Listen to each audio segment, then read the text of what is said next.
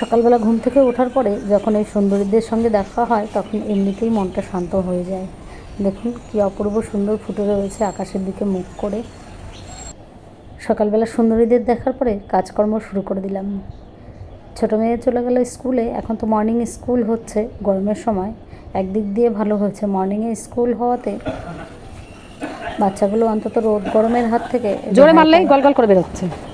দাও দাও, দেখছো ওই কোথাও মনে হয় ফাঁকা আছে, ওই ফাঁকা দিয়ে জল জমে থাকে।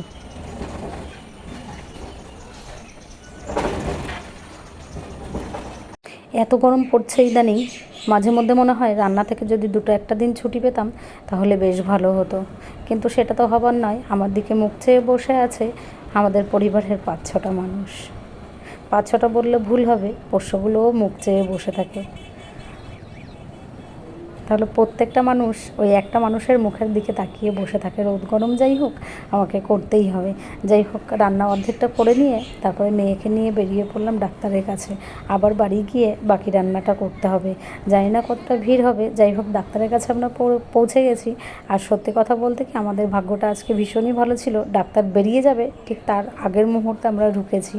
গিয়ে দেখি কেউ পেশেন্ট নেই, সবার দেখানো হয়ে গেছে, আমরা একাই।